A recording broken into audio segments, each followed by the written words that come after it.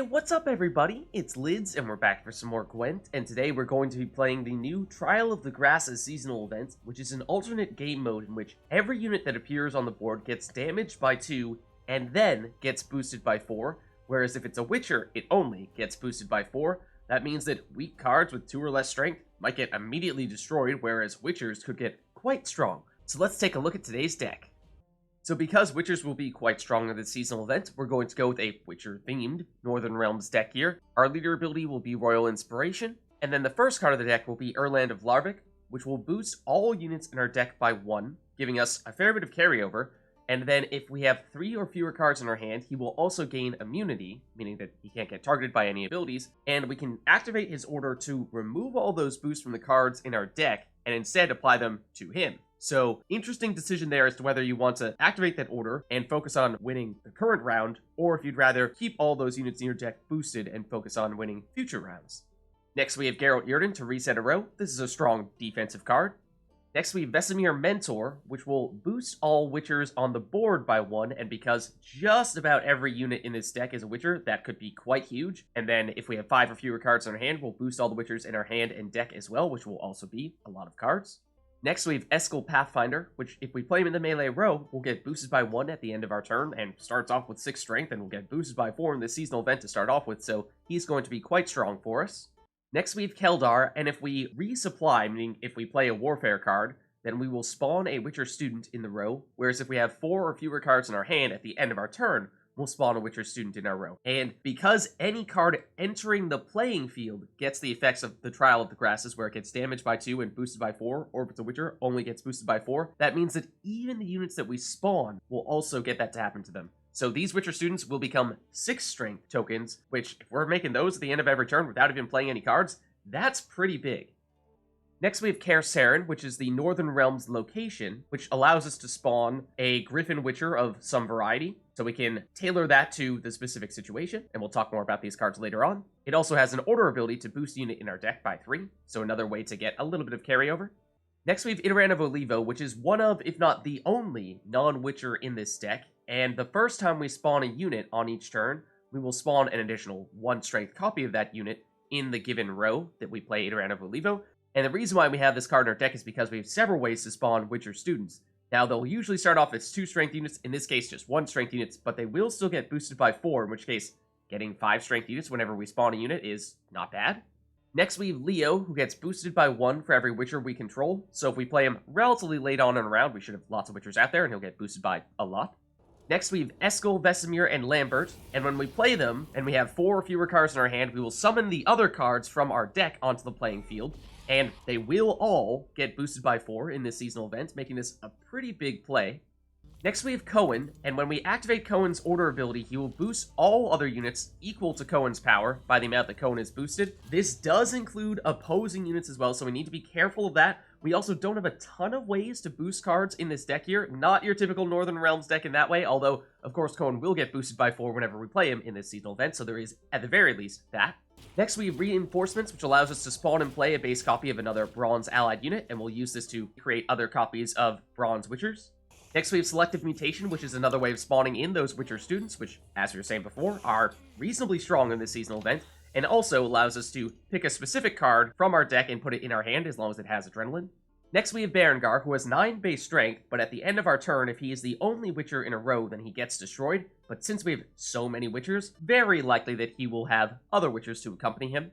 Then we get to the Bronze Witchers, and we have the Griffin Witcher Mentor, and when we play it, we will draw the top unit in our deck, and then shuffle a card from our hand back into our deck, giving us a little bit of control over what we have in our hand. And if we have 4 or fewer cards in our hand, then we'll boost that unit that we drew by 2.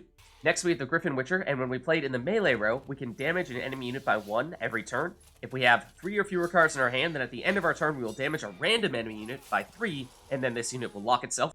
Next we have the Griffin Witcher Ranger, which will boost itself by 1 for every unit in the opposite row. That means that if we're playing it in our melee row, that's based on how many cards are in our opponent's melee row. And we can also activate its order ability to transfer all boosts from it onto an allied unit. Next we have Target Practice, which will boost an allied unit by 4, and if there's a Witcher on the boosted unit row, which is pretty likely, then it will also spawn a Witcher student on that row, which will also get boosted up to a 6 strength unit. And lastly, we have a couple of Griffin Witcher Adepts, and they have a shield, and then have an order ability to transform an allied Witcher into a base copy of a Griffin Witcher Adept. So there's a look at the deck, mostly just playing some big Witchers, and then in some cases spawning additional Witcher students. So let's go try it out. Okay, so we're going against monsters here. That's interesting, because monsters does not have much access to Witchers. But we'll see. There are a fair number of neutral Witchers, I suppose. And we have Yrden of Ulivo. We'd like to ideally get Keldar with him, and we do have Keldar, so this is a great combo right here. Then, other than that, if we have a bunch of Witchers out there, then Leo is pretty strong, and this is a great way to spawn in a bunch of Witcher students, so I like that as well. Then, do we need some of our Witcher mentors? Maybe not. Getting Lambert is certainly a big pickup there. I like that. And then if we could get some of our legendary Witchers, that'd be nice. We try getting one of them here. Target practice does allow us to spawn in additional Witcher students, which is not bad with this deck here. So I'm curious to see what our opponent has in mind with the monster deck. I mean, dominance? Maybe? Not sure that's enough to build around, but... Alright, so what do we want first? It's probably Erland of Ulivo. And then we have reinforcements is another way to spawn units. We have a bunch of ways to spawn units, so... I think as long as you can stick around here and don't get immediately destroyed, which we shall see. Fingers crossed that that doesn't happen, of course, but with you being 9 strength, I suppose our opponent could use Geralt of Rivia to destroy you. That'd be a little bit early to throw that out there, but we'll see what they have in mind. A Frightener? Okay. Sure. Alright, so now I think what we do is we want to get some Witchers out there in order to be the target of our target practice. Question would be which ones, and I think we actually want to go with Kaer Seren, because this will spawn and play a unit. And we'll probably go with a Griffin Witcher, I'm thinking, for the damage early. Let's do that, and it will spawn another copy of him, which is a little unfortunate, of course, and that ends up in the range row with Idarran of Ulivo, because can't use its ability in the range row, but mostly we're going to be using Witcher students, in which case it doesn't matter which row they end up in. So that's largely just 5 strength for the sake of 5 strength here. Okay, Solano Harpy. Consume. Yes. But suppose, I mean, yes, it does get you closer to getting the Frightener. Now we can do target practice, get a Witcher student, and does it matter which row? I think we actually ideally would make that happen this time on the melee row, because Idarran of Ulivo is going to spawn a bunch of stuffs on this row here, and this is going to get very crowded very quickly. Let's also activate Kaer Seren here, and boost, I think ideally it would be Coen, because there are some synergies there. And let's boost in the range row here. Just to split it a little bit. Oh, we forgot our damage. Oops. Okay, Detloff. Gonna likely be the target of your leader ability here. And let's see. Now we can create more copies of a bronze unit. Why don't we create more copies of Griffin Witcher and actually deal the damage with it this time? And of course, that does mean we're going to continue to create copies of it in the range row, which is not ideal, but we're deliberately trying to split Yrden of Ulivo and Keldar. Keldar is going to eventually end up in our melee row, so that way we're spawning Witcher students in both rows simultaneously. Let's get the damage out now, and I suppose we should probably hit Detloff, because you're likely to want to target him with your leader ability. Okay, more consumption. So again, getting closer to the Frightener Dormant, activating. Okay, and that you'll use to hit Detloff. And now you break out the leader ability, sure. And it's a lot of strength quickly, which maybe means that you're planning on passing soon. Which is interesting, but let's see. Keldar, we need to wait one more turn before we can make that happen. Berengar is relatively quick points, so we might want to throw that down. Thinking we go for that. Let's do it. And he's pretty safe in the melee row here, where there are plenty of other Witchers, not really at much risk of going down. And let's still, I think, boost in the range row here, because we still have most of our big stuff in the melee row. And damage-wise, I think probably... Oh, well, Detloff actually doesn't have any charges left, so it doesn't matter too much if we target him. So, shouldn't make much of a difference here, I suppose. Harpy Egg is likely to be your next target for consumption, so we'll try to hit that a bit. And they do still have a lead here. They could pass. They're opting to consume, and it likely will be that Harpy Egg. Okay. Sure. And now we can activate Keldar. And so I think we want to play you in the melee row, and we don't have a ton of room here, because we've already done our fair share of spawning, at least in the range row, but we want to split Idarran of Ulivo and Keldar to different rows. And now, we're looking pretty good after this turn to start passing. So let's just deal the damage now, and I suppose the Vargas? Or even the Solano Harpy, because that way now we have a 13, so I believe we have dominance, not you, but there you see, this is the strength. Is every turn, we're going to get 11 strength from spawning those Witcher students without even playing any cards. So if we pass, then we're still going to generate a fair number of points. Alternatively, if we do need to play other cards, Leo is getting stronger every turn. Yeah, they realize they can't catch up to this. So that's largely what we were waiting for.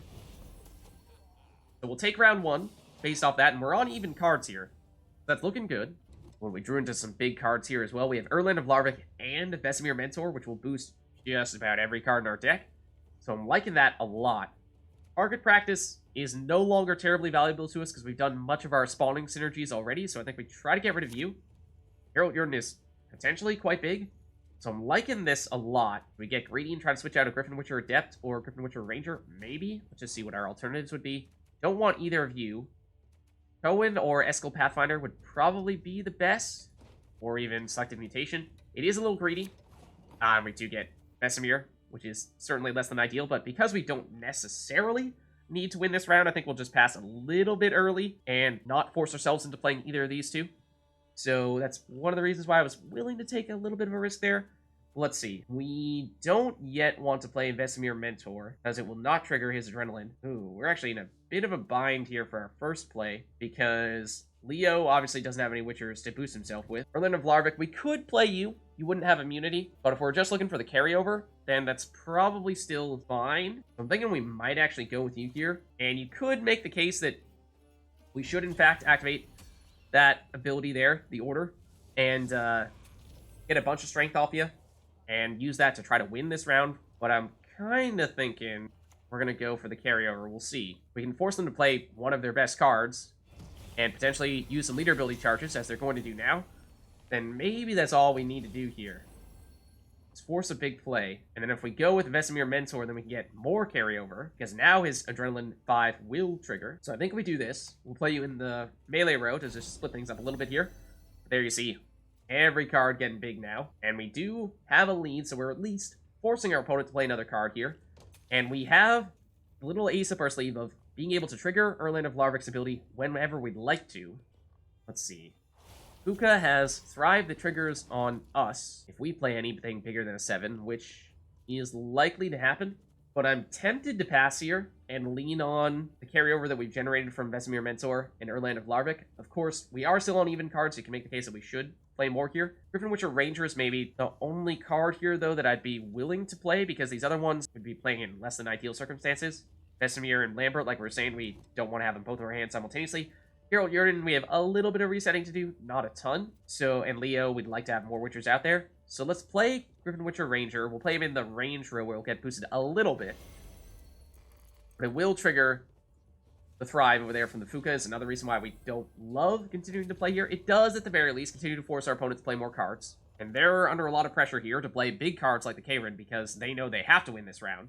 So we'll play some of our weaker cards and force them into playing some of their big cards, which should give us more of an advantage going to the next round. They'll continue to consume this guy here, and that is a decent long-term strategy with still one charge remaining on the leader ability, but more importantly, the Kaer Seren. They can probably save this and just rely on the Kaer Seren charges. So I'm thinking this is probably where we pass. Take the loss here in round 2, force our opponent to go first in round 3 so that we have last say in round 3, and lean on the carryover from Vesemir Mentor and Erland of Larvik. I think we do that. And then that allows us to optimize our hand a little bit more, because we got greedy and ended up with Lambert and Vesemir. Okay, well, except now we drew to Eskel, which is also not great. Well, we can guarantee that we get rid of both of these guys, so let's do it. Griffin Witcher Mentor, and then Griffin Witcher Mentor. So we got to be a little bit careful here, because that means we might actually end up drawing into them that way. So I think what we'll want to do is throw down Griffin Witcher first, and then we want to try to get to the point where we can trigger this Adrenaline ability as early as possible, so then we're not at risk of drawing into the other Wolf School Witchers with the Griffin Witcher Mentor. Okay, Andriga Larva. I don't know how I feel about that. I mean, it will tank the damage with your armor, I suppose that does make it a 10-point play. Yeah, I suppose that works. So now, let's go with the Griffin Witcher. We'll boost you. And then Griffin Witcher Ranger is likely next. And at least melee row, you have some units out there, so there's something to be said for doing that. Please play this in the melee row. That would be helpful. You did not play it in the melee row. How dare you? Okay, well now it doesn't matter which row in which we play you. I'm deliberately thinking we play you next because Geralt, Yrden, definitely too early to play you. Leo, longer we wait, the better you are. Griffin Witcher Mentor, this is the thing. We don't want to play you yet because we're at risk of drawing into either of these two. And then suddenly that makes Lambert much weaker. So what we need is to just basically have one throwaway card here. Griffin Witcher Ranger. We'll play you now. Then that means next turn we can play Lambert, get all the other Wolf School Witchers out onto the playing field, then suddenly we aren't at risk of drawing into the other ones. So then Griffin Witcher Mentor suddenly becomes safe. Then we can go Leo. Then we can go Geralt Yrden. The order of operations definitely does matter. And once again, I forgot to do the damage with Griffin Witcher. Don't think it's the first time I've done it, but let's see. Now, however, we can play you. And that's pretty big. We'll boost, I suppose, the Griffin Witcher. Get our damage out, and this time we don't want to damage the Thrive unit. That's probably not best. We'll hit the Harpy. Slizzard. Huh. I mean, suggest maybe a Vi? I mean, you have a lot of consumption going on, but you would assume that if you had Vi, you would have played him a lot earlier, right? That's a little odd. But now the Griffin Witcher Mentor is safe, and we will trigger its Adrenaline ability, which is not bad. But it does mean we'd have to, well, it does mean we'd have to get rid of one of our existing cards, which is not really what we want to do here. I mean, we could do it, and then just see what we draw into, and then likely get rid of it. I think we probably do that, so what we'll do is we play you, see what we pick up, and Griffin Witcher Adept is definitely worse than these other cards, unless we wanted to dump the other Griffin Witcher Mentor. But I think we're probably just putting the Griffin Witcher Adept back in. And now the damage, I mean, take your pick. I guess we'll hit the Slizzard. And Griffin Witcher is done for the day, deals its 3 damage and locks itself up. Okay, summon a random 7 cost unit from your deck if you get destroyed. Is that your leader ability you used to get rid of it? And you summoned, oh, clever, okay. Unit that you don't want to have the deploy ability trigger on. Not bad. Then, I think, going with the other Griffin Witcher Mentor here, we'll, I think, also play you in the melee row. And then, again, likely to get rid of whatever we draw into, unless it's something big. In Eskel Pathfinder, I think it's just too late in the round to get much benefit out of this. I think Leo is still going to be better. Yes, there is a 3 base strength difference, but we have enough Witchers out here that I think Leo will be preferable. So we'll still get rid of you. And we'll boost... this time we'll continue to boost Eskel, I suppose. Just want to make sure that we have one unit that is stronger than all the others in case our opponent has something like Geralt Igni. Although, I'm not seeing any Witchers at all, which is odd.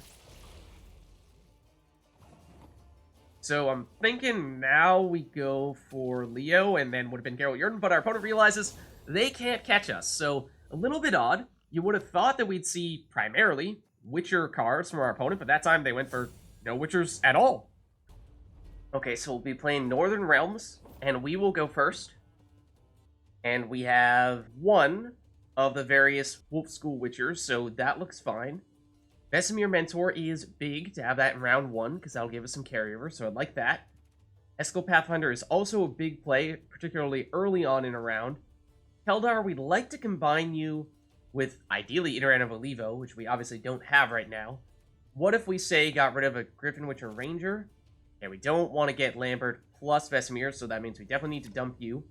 Griffin Witcher Adept is maybe less than ideal as well. Try getting rid of you? Okay, an Erland of Larvik, big pickup, so that works well. I think that means we're probably going to lead off with Eskel Pathfinder. Let's just double check if we have any alternatives we'd like to consider here. No, I think that's almost certainly got to be the way to start off here. So play you, got to be in the melee row, and boost you by 1. And immediately, it's already up to 12, which is pretty insane. Okay, and they're using Selective Mutation, so they'll get some Witcher students out there, and then they'll get to pick a card to put into their hand, but perhaps an indication that they're looking to play a similar deck to what we have going on here. We'll have to see. And we could even further boost Eskel Pathfinder here and spawn some Witcher students of our own. Other than that, Griffin Witcher Ranger, we want to wait on you until there are more opposing units in the opposite row, so that's something we want to wait on. I should have several cards here that we'd like to have late on in a round, but I think we might go with Target Practice just because we don't have very many alternatives here. Does mean that we're getting pretty boosted up in the melee row and potentially vulnerable to Geralt Yrden. Those will be very effective in this seasonal event, given how many Witchers we expect to have out there and how much you can reset with the Yrdens. Okay, that'll be some damage with your Griffin Witcher. So that's one card that we don't have that we might like to have. We could potentially even use Selective Mutation to get ourselves into one of those, or use the Griffin Witcher Mentor to switch up our hand a little bit here. Maybe use that to dump the Griffin Witcher Ranger. That could be a decent alternative. Let's try that. Although if we wait a little bit longer, or actually a fair bit longer, we'll get that card boosted by 2. Not sure we're going to be able to wait that long, because we have several other cards that we definitely want to wait on. So I think we do play you now. Play you in the range row, because we're getting a lot of cards in melee row. Oh. Tell you what, can we just get rid of the card that we just drew? Because we didn't want that. So, alright. Edit undo. No thank you. And they'll continue to pepper us every now and again with some damage here, but we have big enough units that hopefully 1 damage is not going to be a huge deal. And they have Erland of Larvik, of course we do as well. That's probably the card that they got with Selective Mutation. Now, we don't really have any ways to get rid of him. It's already done the damage in terms of boosting all the units in his deck, so only thing we could potentially stop would be if we could remove him and prevent himself from absorbing all of those boosts. But as for what we do next, I mean, Griffin Witcher Ranger is getting a little bit better to play in the melee row, because there are 3 units out there now, but I think we're probably looking at Selective Mutation. Question would be, what do we want out of that? And well, Griffin Witcher's probably the best option here, but it is stronger the earlier you play it, so we're starting to run out of time for that. And then cards to put back in our deck, I suppose, the Griffin Witcher Ranger. But we do get the Witcher students out there, and that's not bad. Does mean that we are holding on to a lead here. Of course, we did play first, so we'll see what our opponent has next. Griffin Witcher Adept, okay. So that'll also, of course, get boosted by 4. But yeah, still hold on to a lead. I think we almost certainly need to go Griffin Witcher next, otherwise it's going to run out of time to deal its damage. Let's throw you down. And in terms of boost, I think we still want to focus on boosting the range row when we can, because otherwise Yrden is going to be quite potent on our melee row. Might even want to start thinking about using our tactical advantage here, because I think we have some time, but there's a non-zero chance our opponent might pass soon. But they're playing here. Okay, Vesemir Mentor makes sense. I suppose we could have played Vesemir Mentor in the previous round as well, although we did want to get Griffin Witcher out as soon as possible.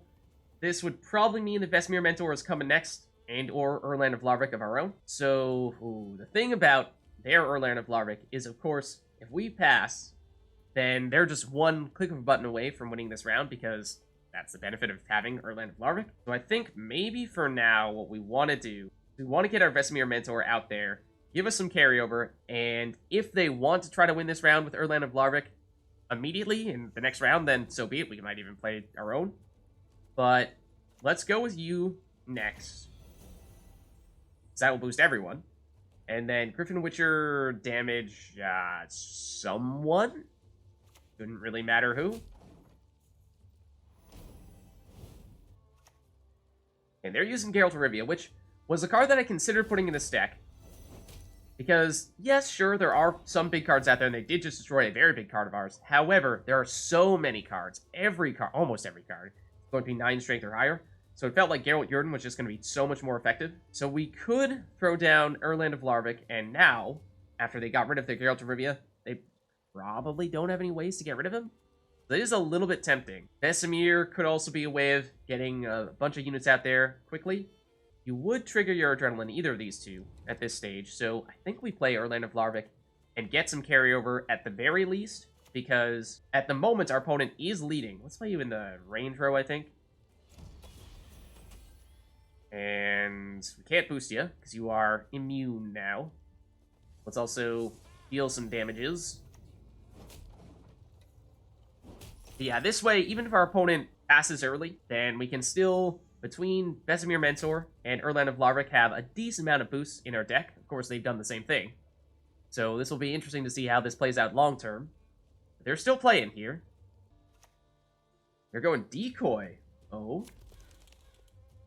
Getting rid of a card and then playing a different card. Turn into a Griffin Witcher Adept. Which is not enough for them to surpass us, which is interesting. So now we have power back in our control a bit here. Keldar is a nice card. The thing is, we'd like to play him when we have as many turns as possible to take advantage of his ability to spawn additional Witcher students, and if we were to play him now, we're cutting him a little bit short, so I'd like to save him for a future round if possible, though it looks like this round is going quite long, so question of, are we going all the way, in which case we should play him? If not, then we shouldn't. If we aren't, then Vesemir should come next. I think we go Vesemir, and we gamble a little bit and hope that we don't have to play Keldar in this round. And if we are playing Vesemir, let's play you in, I suppose, the melee row? Summon all your friends.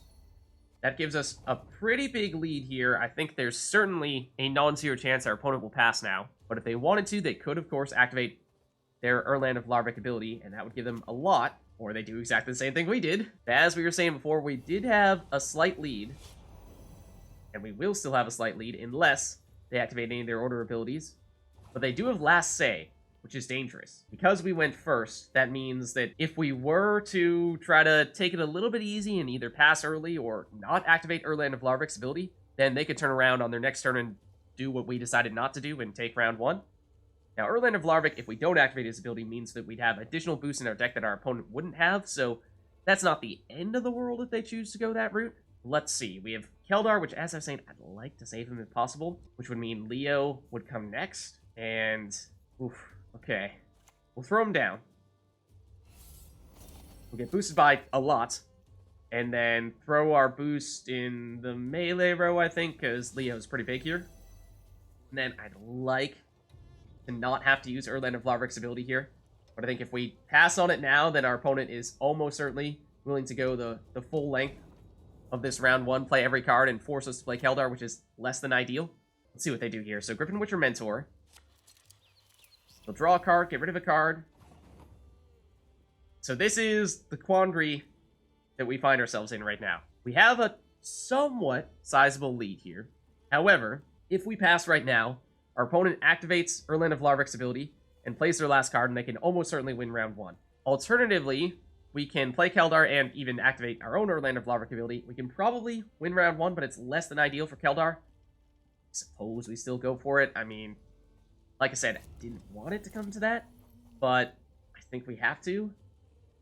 And is 23 enough of a lead for us to not have to activate this ability? It might be.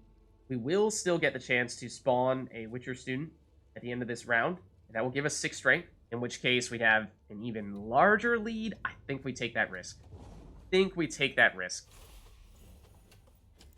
that's a pretty big lead at this point in time, and Erland of Larvik may be enough. It does somewhat depend, of course, on which card they chose to draw back into their hand. If it's Geralt Yrden, then they can obviously take this round. But that does mean that we're better suited for the next round. Okay, they go with Leo, and they timed their Leo a little bit better than we did.